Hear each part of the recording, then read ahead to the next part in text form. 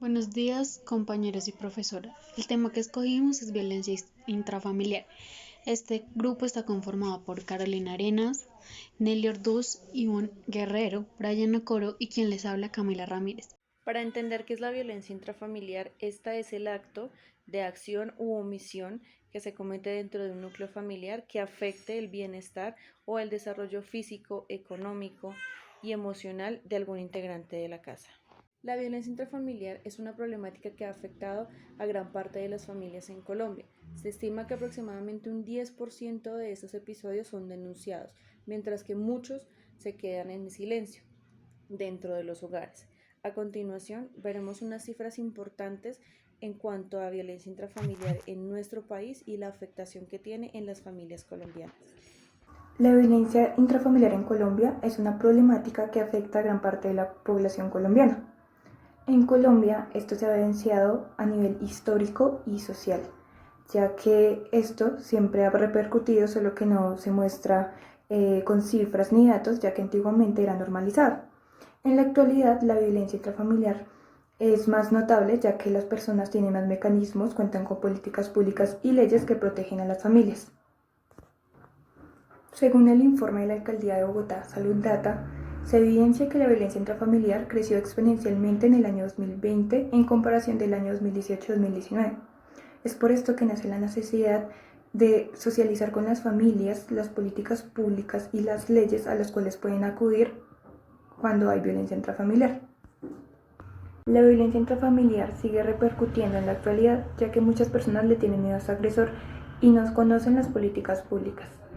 Es por esto que nace la necesidad de hacer conocer las leyes y las políticas que amparan a las familias para que estos casos no se sigan presentando. Se manifiesta tanto a nivel físico, económico, psicológico y social. Muchas veces las personas solo evidencian el daño psicológico y económico y por esto no denuncian la violencia intrafamiliar. Todos y todas. Bien, en cuanto al marco teórico lo dividimos en dos partes. La primera es una propuesta metodológica conceptual donde se retoman varios autores y la segunda parte de la referencia del quehacer profesional para abordar en este tipo de situaciones. Entonces, la primera parte se retoman dos categorías que son violencia intrafamiliar y violencia de pareja. Es así que la violencia intrafamiliar en primer momento se retoma la autora Cabruja, quien en el 2004 manifiesta que la violencia doméstica es política y social, siendo una extensión de violencia de género. Esto da respaldo desde las relaciones de poder y estructuras sociales que abarcan las relaciones entre las personas, las instituciones sociales y los roles.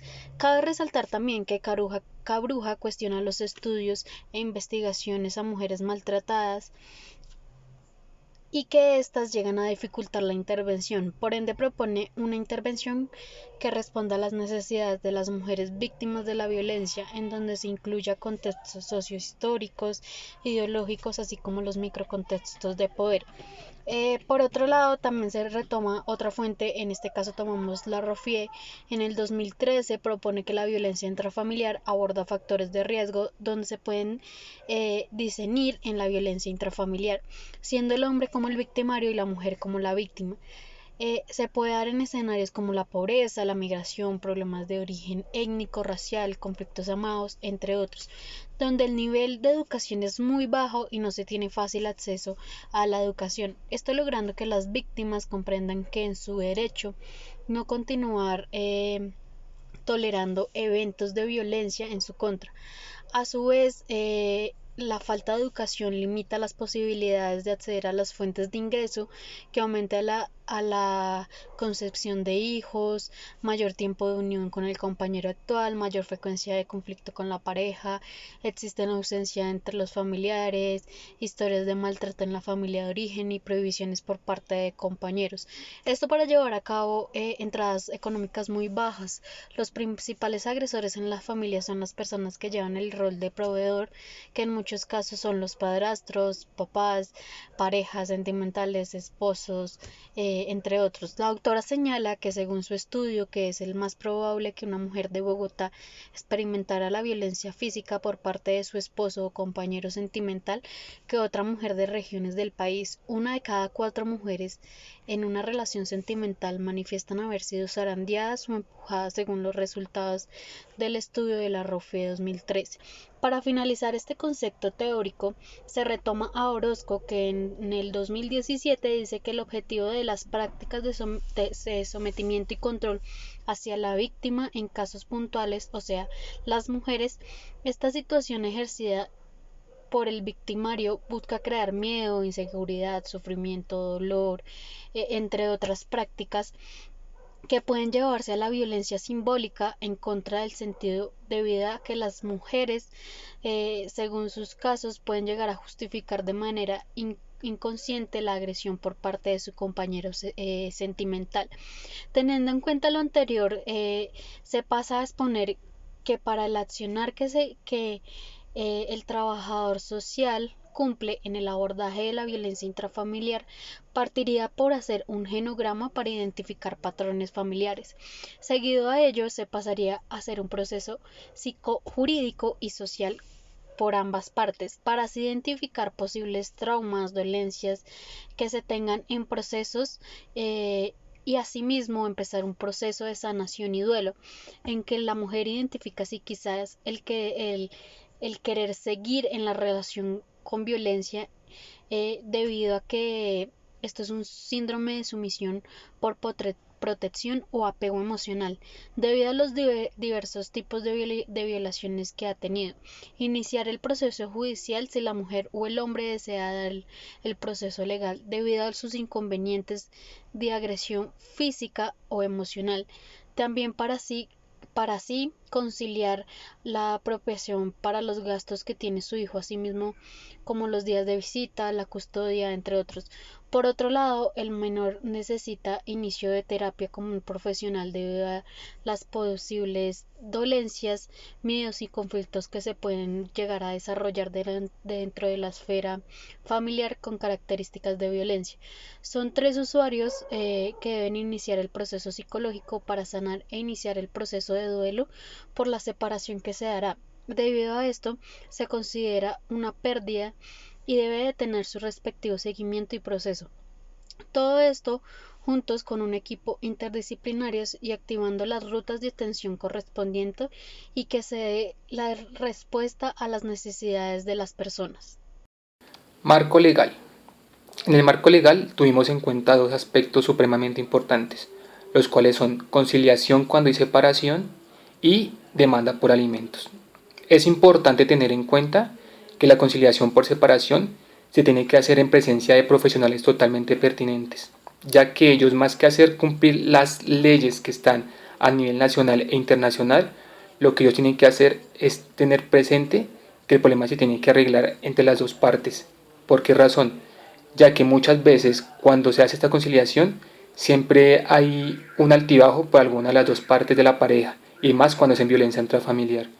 Es importante tener en cuenta que todos estos organismos o entes reguladores se tienen que apegar a las normas internacionales que se manejan, ya sea por las Naciones Unidas. Esto se da con el fin de que se cumpla a cabalidad y que no se vuelva como a recurrir otra vez a este tipo de violencias, o ya sea en un caso más extremo, la muerte por alguna de las 2 parejas. Toca tener en cuenta también en la parte de la demanda de alimentos, que esta se da con el fin de que no sea tanto por la pareja como tal, sino más por los niños, ¿no? O las parejas que tienen niños, claramente está. Esto se da para que los niños tengan como una vida normal, se podría decir. Este marco legal también lo que hace es que esto se cumpla a cabalidad y que también esté en presencia de profesionales totalmente pertinentes. Es importante tener en cuenta que cuando a nivel nacional no se maneja esto a cabalidad, uno se puede apegar a las leyes que tenemos a nivel internacional.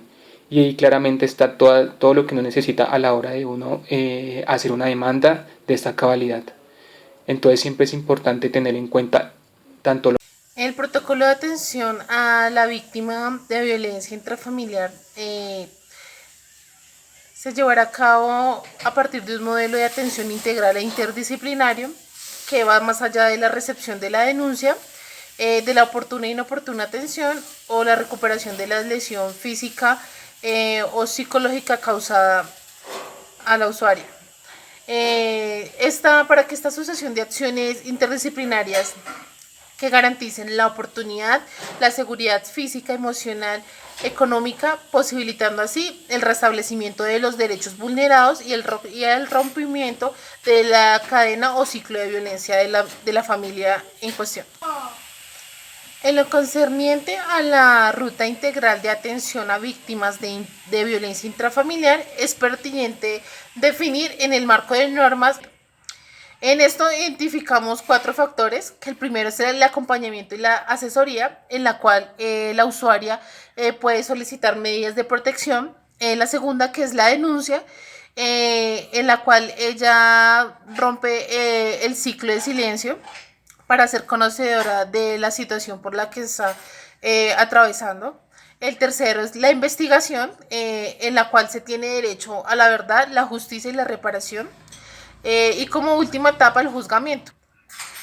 Para dicho procedimiento de actuación profesional se llevarán a cabo 5 fases, que la primera fase corresponde a la etapa de identificación y acompañamiento en favor de la mujer y familia víctima de violencia intrafamiliar. Y está a cargo o a competencia de cualquiera de las siguientes entidades, que son Comisaría de Familia, Puestos de Salud, Policía, Direcciones Municipales de Justicia, Unidades de Mediación y Conciliación, Consultorios Jurídicos. Se trata de una fase preprocesal y reservada. Una vez se recibe la noticia criminal, el funcionario de policía judicial debe realizar un reporte de iniciación desde el cual el fiscal asume el control jurídico del caso. Preguntas reflexivas. Encaminamos la situación con las preguntas para llegar a un consenso de una separación, debido a que realmente el problema ha persistido por mucho tiempo y no hay mucho que pueda rescatarse de la relación. Pues como lo mencioné anteriormente, David manifiesta que ya no quiere a Natalie, y en esta narrativa que iniciamos con ellos, el proceso que vamos a iniciar es un proceso de conciliación y separación a través de una comisaría de familia, para que puedan llegar a un consenso juntos e iniciar un acompañamiento un poco más individual con Natalie, quien es la persona pues más afectada en este caso, ya que presenta una pérdida relacional debido a la relación que se está terminando con David. De igual forma, abordamos una indagación un poco más hacia el pasado, debido a que los dos provienen de familias de padres separados. En esta indagación hicimos también una serie de preguntas en las cuales quisiéramos que ellos lograran identificar eh, cómo es su vida actualmente, qué tipo de personas son y qué tipo de personas o qué tipo de vida llevarían si las cosas hubieran sido diferentes, es decir, si sus padres no se hubieran separado. Igualmente logramos que ellos tuvieran un poco de empatía por Tomás al iniciar con ellos una serie de preguntas en cuanto a cómo se sentían ellos presenciando eh, espacios de violencia intrafamiliar en sus familias y qué hubieran deseado ellos en ese momento. Así podemos evidenciar que pues un afectado tanto directa como indirectamente en este caso es Tomás, debido a que pues él tan pequeño debe presenciar estos actos entre sus padres. Finalmente, y dentro de todo este proceso que realizamos con ellos, la actividad principal que decidimos manejar es una línea de vida, donde les pedimos que a lo largo de su vida como familia pudieran identificar altibajos en su relación, identificándolos cronológicamente. Así podemos llegar a un consenso y hacerles ver un poco más que definitivamente la separación es la mejor opción para poder garantizar el bienestar emocional, el bienestar físico de esta familia. enfocamos desde la terapia narrativa, donde inicialmente a través del relato logramos identificar las diferentes problemáticas o los diferentes momentos que llevan a presentarse cuando hay violencia intrafamiliar. A través de una indagación respetuosa y de unas preguntas guía, tratamos de identificar qué percibe cada uno dentro de su problemática principal, que son los episodios de violencia intrafamiliar. Abordamos preguntas como qué causa que David salga con sus amigos a beber hasta altas horas de la noche o no llegar a casa. ¿Qué reacciones tiene Natalie cuando estos sucesos se presentan? Con esas preguntas lo que buscamos es validar la perspectiva de cada uno y el punto de vista que tienen cuando se presenta el mayor problema, que es que David se ausente de casa. Dentro de esta narrativa que iniciamos con ellos, nos dimos cuenta que ya se han separado en diferentes oportunidades. Son más o menos 3 veces en las que ellos han tomado la decisión de devolverse nuevamente para sus familias maternas. Entonces, durante estos tiempos tratamos de indagar igualmente a través de unas preguntas qué hacen cuando no están juntos, qué tipo de actividades pueden realizar por separado que no realizan juntos. Logramos identificar que la persona es la persona y el problema es el problema, debido a que ellos muchas veces se culpan por su forma de ser, pero logramos identificar que tanto David como Natalie tienen una buena intencionalidad en cuanto a el manejo de su familia y la crianza de su hijo, pero pues hay factores que afectan que esto se pueda cumplir a cabalidad. Dentro de estos diálogos y preguntas reflexivas, encaminamos la situación con las preguntas para llegar a un consenso de una separación, debido a que realmente el problema ha persistido por mucho tiempo y no hay mucho que pueda rescatarse de la relación. Pues como lo mencioné anteriormente, David manifiesta que ya no quiere a Natalie y en esta narrativa que iniciamos con ellos, el proceso que vamos a iniciar es un proceso de conciliación y separación a través de